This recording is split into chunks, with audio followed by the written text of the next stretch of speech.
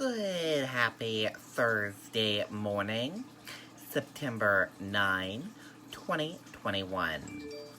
I'm Riley King. Welcome to this Thursday morning edition of the Riley King Newscast, right here on the Riley King Network.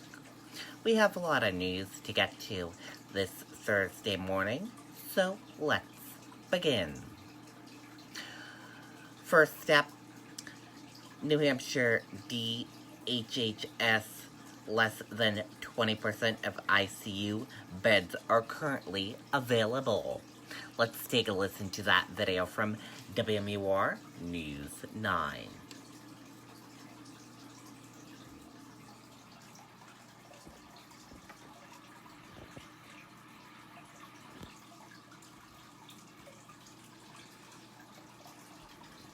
My old roof was an asphalt roof. It was really starting to look ragged. It's an island house. I wanted it to blend in better.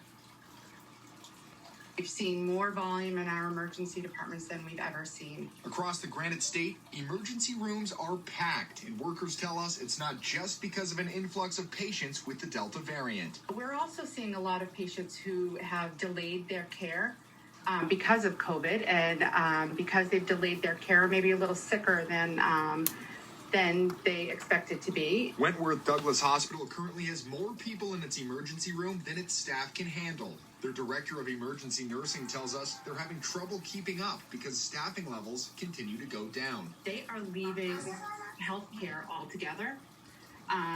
They're exhausted. They are exhausted from the numbers of people that they're treating. They're exhausted emotionally. They're exhausted mentally and physically. They need our help. And that means, that we as individuals, as communities, need to do everything we can to prevent the surge from growing. It's a similar trend elsewhere across the state, with doctors and nurses begging the public to continue masking, distancing, getting vaccinated if they can, and avoiding trips to the ER unless absolutely necessary. Use the emergency department when it's an emergency. The reality is the people that we're seeing in the hospital are predominantly those who have not been vaccinated. And Wentworth Douglas tells us tonight they have 20 patients with COVID-19 in their emergency room. 18 of those patients are not vaccinated. Reporting live tonight, Scott Koch, WMUR News 9. Okay, and there you go on that video and that report.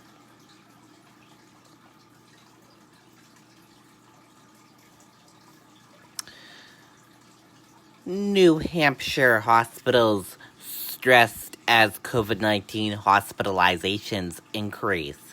Let's take a listen to that video from WMUR News 9.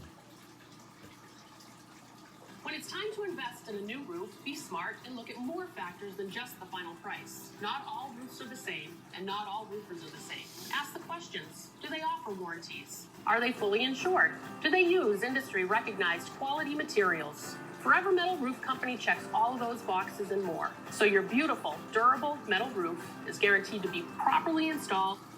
This graph tracks the arc of hospitalizations in New Hampshire starting in April 2020. The sharp bend upward started in October 2020 and peaked 3 months later in January.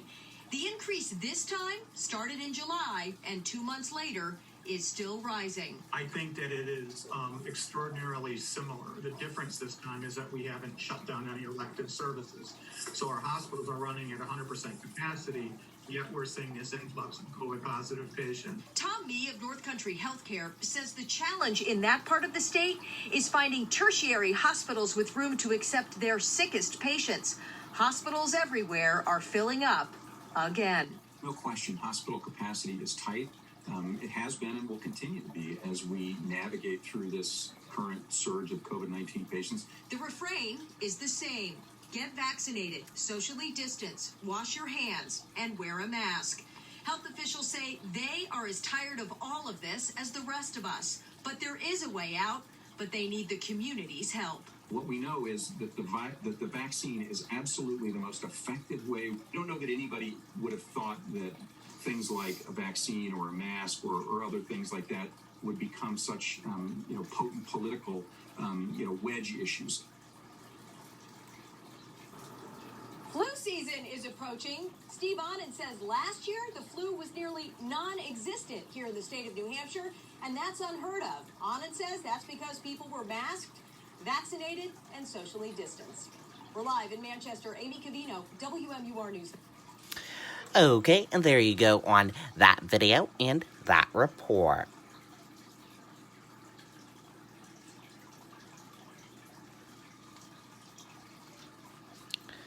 Some New Hampshire schools turned to masks in response of COVID-19 cases. Superintendents say Delta variant and lack of distancing may mean more transmission.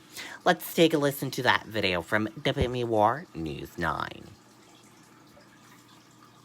When it's time to invest in a new roof, be smart and look at more factors than just the final price. Not all roofs are the same, and not all roofers are the same. Ask the questions. Do they offer warranties? Are they... All schools are back in person, some more than a week now. COVID-19 an ongoing reality. So we expect some amount of cases that will happen, and that has happened, but not in any type of a spike, proportion. Each district with its own chosen mitigation measures. Epping returned last Monday with a mask mandate. We've had one student positive case during the first week of school. No masks or physical distancing in Bedford. 2 clusters at one elementary school. Those classrooms now masking. 11 cases at another. At Memorial Elementary, which is our smallest elementary school, we actually had 3 clusters, and so we went into something we call targeted masking. So that whole school is masked up until the 17th. Well, there's no proven correlation yet. The superintendent noting the difference between this year and last. Last year, we had physical distancing, we had masking, and we didn't have Delta. And so we didn't have transmission. So this year we have transmission. So we're going to have to look closely at this to see if we need to start employing more measures. The Hillsborough-Deering district returning to masks tomorrow. The superintendent telling parents, we have seen an increase in COVID cases develop across the school community. Our number one priority is to safely maintain in-person learning in all schools. And we are already seeing an impact to our staff capacity to operate safely. Mask mandates have been hotly debated in many districts, and that debate may not be over. Jennifer Crompton, WMUR News. Okay, and there you go on that video and that report. One more Granite Stater dies of COVID-19 as cases fall for the first time this month. Let's take a listen to that video from WMUR News 9. I think what sets us apart is the fact that our technicians live and breathe only chimneys. It's not a part of our company, it is our company. We do everything from sweeping the chimney, maintaining the chimney, repairing the chimney, rebuilding the chimney. Our inspection. Turning to COVID-19 tonight, there is one new death to report, and active cases are down in New Hampshire, dropping by more than 300 since yesterday. But hospitalizations continue to creep up to their highest point since February. And right now, 142 people are hospitalized in New Hampshire with COVID-19. Okay, and there you go on that video and that report.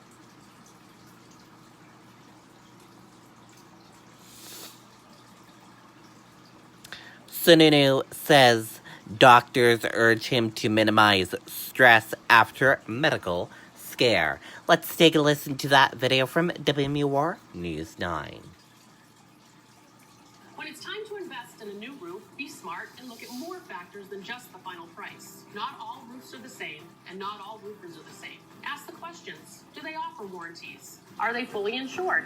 Do they use industry-recognized quality materials? Forever Metal Roof Company checks all of those boxes and more. So your beautiful, durable metal roof is guaranteed to be properly installed and last for years to come. Any investment deserves that kind of protection. Visit us at forevermetalroof.com to learn more. From his earliest days in office, Governor Chris Sununu has been on the move, and he's been front and center amid the pandemic as the state's chief executive. But the long hours and stress caught up with him last week when he ended up in the hospital with extreme exhaustion and dizziness from a bleeding ulcer. They had taken some blood, and they were just wonderful staff, and the nurse kind of pops into the room a little bit wide-eyed, grabs the doctor, and she starts saying some number, 5.2 or 5.3 or something. I don't know what it means. And the doctor quickly turns around and starts asking me a lot more questions about what has happened over the past few days. And I couldn't figure out what was going on. And he said, look, you've lost a lot of blood, like a lot of blood. Sununu says the relief of having tested negative for COVID earlier in the week was long gone at that point. It was like, okay, I'm in the right place. There's something wrong. And they said we have to start transfusions immediately. And so that's kind of a scary point. I knew right then it was much more serious than anything I had anticipated. A blood donor himself, the governor received a series of transfusions thanks to the donations of 3 to 5 other people. In that moment, you think, boy, I paid this one forward, thank goodness, and I got to keep paying it forward. Sununu says he's on the mend, but it's going to take time for him to recover. You know, my blood levels won't be back up for probably another month or so. Sununu says he'll still be giving 100% as governor, but doctors have told him he needs to find ways to de-stress. He said, I'm not going to tell you anything you don't already know, right? Eat healthier, try to exercise a little more, try to minimize your stress, take more time for yourself. I mean, all these things that we hear about all the time, but we think we'll get to it down the road. I just probably have to prioritize that a little sooner, and you know, rightly so. In Newfields, Adam Sexton, WMUR News 9. Okay, there you go on that video and that report. And that does it for this morning edition of the Riley King Newscast right here on the Riley King Network. I hope you all have a great rest of your day, and I'll see you back here later on today for another newscast. And I'll have a news report coming up in a little bit. Goodbye, everyone. Thank you for tuning in and watching.